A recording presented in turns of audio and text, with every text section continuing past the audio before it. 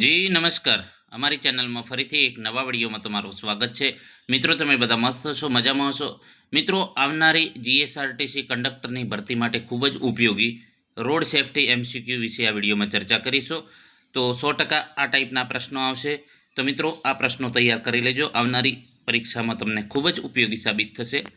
મિત્રો, ચેનલમાં નવા હોય તો ચેનલને સબસ્ક્રાઈબ કરી લેજો અને વિડીયોને લાઇક અને શેર કરવાનું ન ભૂલતા. તો મિત્રો, જે આઈએમપી પ્રશ્નો છે ઇમેજ સાથે, બરાબર.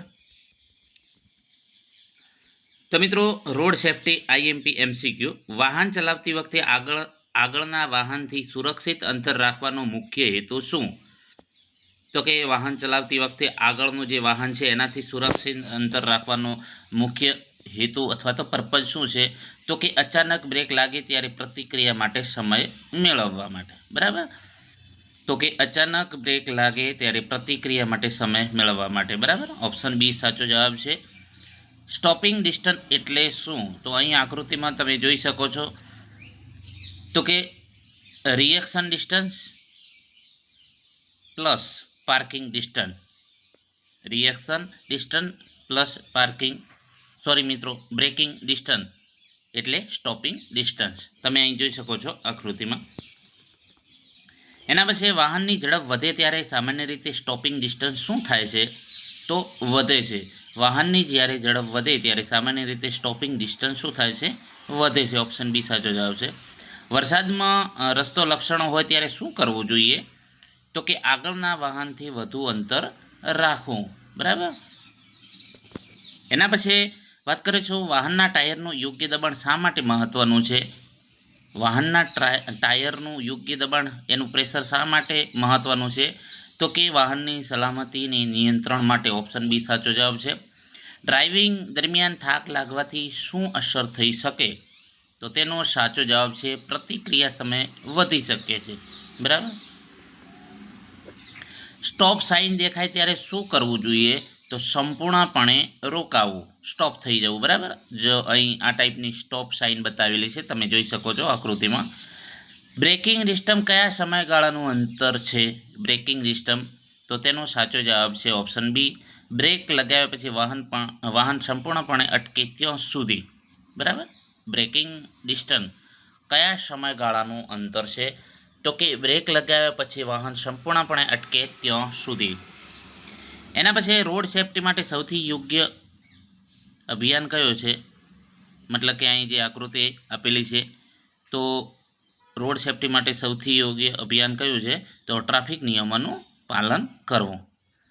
આગળનું વાહન અચાનક ધીમું થાય તો સુરક્ષિત રહેવા માટે શું જરૂરી છે? તો આગળનું વાહન અચાનક ધીમું થાય તો યોગ્ય ફોલોવિંગ ડિસ્ટન્સ, બરાબર. ઓપ્શન એ સાચો જવાબ છે. એના પછી વાત કરીશું બીજા જે આઈએમપી પ્રશ્નો છે. ડ્રાઇવિંગ કરતી વખતે મોબાઈલ ફોનનો ઉપયોગ કરવાથી શું જોખમ વધે છે? તો ધ્યાન ભટકવાનું ને અકસ્માત થવાનું જોખમ. સીટ બેલ્ટનો મુખ્ય હેતુ શું છે? તો સીટ બેલ્ટનો મુખ્ય હેતુ છે અકસ્માત સમયે ઈજાનું જોખમ ઘટાડવું. રાત્રે સામેથી વાહન આવે ત્યારે હાઈ બીમ અંગે શું કરવું જોઈએ?